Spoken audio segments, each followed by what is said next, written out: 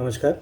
आने वाले हफ्ते में प्रेशियस मेटल्स, बेस मेटल्स और एनर्जी कॉम्प्लेक्स में क्या रुझान रह सकता है, इसकी चर्चा करेंगे। शुरुआत गोल्ड और सिल्वर से करते हैं।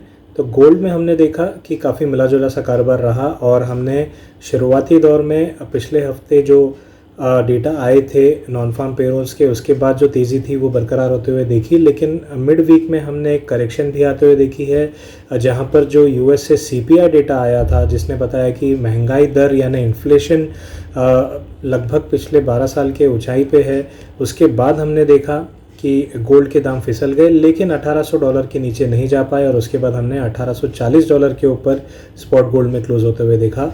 डोमेस्टिक फ्रंट पे करीबन 47,680 की क्लोजिंग हमने देखी है। आने वाले हफ्ते में ऐसा लगता है कि जब तक 47,200 के ऊपर प्राइजेस टिकी हुई हैं, तब तक 48,400 जो पिछले महीने के हाइज थे वो दिखाई दे सकते हैं, यानी एक अपसाइड का टारगेट लेके चला जा सकता है। यहीं स्पॉट गोल्ड में बात करें तो $1865 से $1870 तक जाने की संभावना बनी हुई है। वहीं चांदी की बात करें तो 71,100 के आसपास की क्लोजिंग देखी है और इस बीच में हमने 72,500 के नए हाइज और उसके बाद 70,300 के लोज भी बनते हुए देखे और कहीं ना कहीं इन बिटवीन क्लोज देने में कामयाब हुआ है, यानी एक दायरे में कारोबार होते हुए देखा है। लेकिन ये ज़रूर कहूँगा कि जो मेजर रुख है, यानी जो अगर आप लंबी अवधि की बात करें तो अभी भी अपसाइड का रुझान बना हुआ है और हमें नई ऊंचाइयां देखने मिल सकती हैं। तो हमें 72,500 के लक्ष्य देखने मिल ही सकते हैं, लेकिन 73,600 तक भी प्राइसेस जा सकती हैं। इसी को अगर हम स्पॉट सिल्वर से कंपेयर करें तो स्पॉट सिल्वर ने करीबन $27.40 के आसपास की क्लोजिंग दी और ऐसा लगता है $28 तक ये प्राइस जो है एक्सटेंड कर सकती है अपना गेंस और एक्सट्रीम केस में $28.7 तक भी जा सकती हैं, यानी करंट लेवल से करीबन 3 से 3.5% की और तेज़ी आने की संभावना बनी हुई है। तो गोल्ड और सिल्वर दोनों में ही बाइंग ऑन डिप्स का रुख लेकर चला जा सकता है। वहीं अगर हम एनर्जी कॉम्प्लेक्स की बात करें तो काफ़ी उठापटक हमने कच्चे तेल में आते हुए देखी है, जहां पर कोलोलियन पाइपलाइन जो एक काफ़ी महत्वपूर्ण पाइपलाइन है जो ईस्टर्न साइड को प्रोडक्ट सप्लाई करती है, यानी गैसोलीन, डीजल, डिस्टिलेट्स जो सप्लाई करती है, वहाँ पर हमने एक हैकिंग अटेम्प्ट आते हुए देखा, यानी जो उनके कंप्यूटर सिस्टम थे वहाँ पर जो है हैकर्स ने कब्ज़ा कर लिया था। इस वजह से करीबन 4 या 5 सेशंस तक हमने देखा कि कच्चे तेल में तेज़ी का रुख बना हुआ था। तो जहां पर दाम 4,700 के नीचे थे वो 4,900 के करीब जाते हुए दिखे, लेकिन क्योंकि ये पाइपलाइन शुक्रवार को फिर से पूरी तरह से शुरू हो चुकी है तो हमने देखा कि 4,650 तक भी दाम फिसल गए। एंड ऑफ वीक आते आते हमने लेकिन देखा कि 4,780 तक प्राइजेस ने रिकवरी दी है, तो काफ़ी उठापटक भरा माहौल हमने देखा है।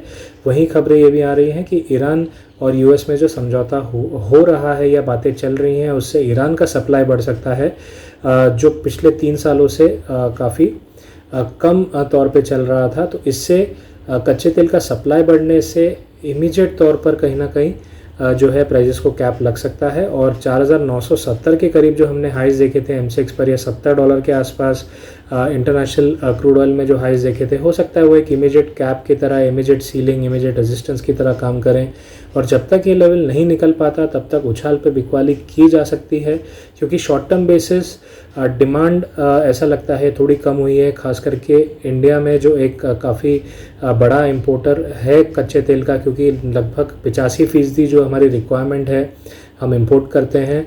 4 मिलियन बैरल्स पर डे से ज़्यादा हम इंपोर्ट करते हैं और क्योंकि इंडिया में दोबारा लॉकडाउन्स लगे हैं, काफ़ी स्टेट्स में कहीं पार्शियल लॉकडाउन्स लगे हैं, तो इससे जो तेल की खपत है वो कम हो रही है पिछले महीनों से। इस वजह से अंतर्राष्ट्रीय बाज़ार में भी इस चीज़ के असर पड़ने की संभावना बनी हुई है, एटलीस्ट शॉर्ट टर्म बेसिस। तो ऐसा लगता है कि इमीडिएट तौर पर जब तक $70 के ऊपर नहीं जाता तब तक 63 से $62 तक दाम फिसल सकते हैं। डोमेस्टिक मार्केट्स में ऐसा लगता है 4,500 तक आने की संभावना MCX कच्चे तेल में बनी हुई है, इसलिए उछाल पे बिकवाली कर सकते हैं।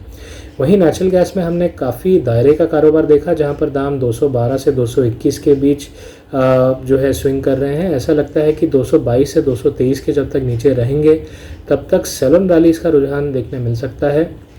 दोबारा हमें 212 और 207 तक के लेवल भी देखने मिल सकते हैं, इसलिए उछाल पे बिकवाली रिकमेंडेड है जब तक 223 के लेवल नहीं निकलते।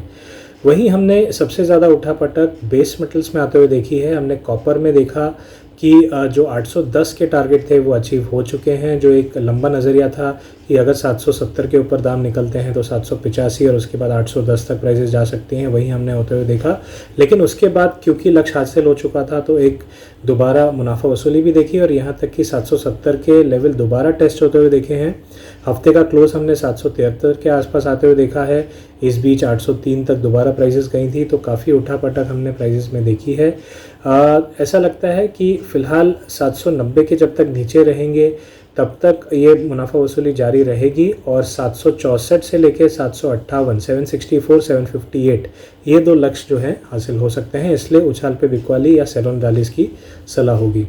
वहीं हमने जिंक में भी मुनाफा वसूली आते हुए देखी है, जहां पर दाम 240 के काफ़ी करीब चले गए थे। वहीं क्लोजिंग हमने 231 के आसपास आते हुए देखी है और ऐसा लगता है कि 235 के जब तक नीचे रहेंगे तब तक सेलिंग ऑन रैलीज की रणनीति अपनाई जा सकती है, यानी उछाल पे बिकवाली की जा सकती है। डाउनसाइड में 226 तक के लक्ष्य हासिल हो सकते हैं। तो बेस मेटल्स कॉम्प्लेक्स में कॉपर और जिंक दोनों में ही ऊपरी स्तरों पे दबाव रहने की संभावना बनी हुई है। तो ये था एक जायज़ा कि नॉन एग्री काउंटर्स में अगले हफ्ते क्या रुझान रह सकता है। धन्यवाद।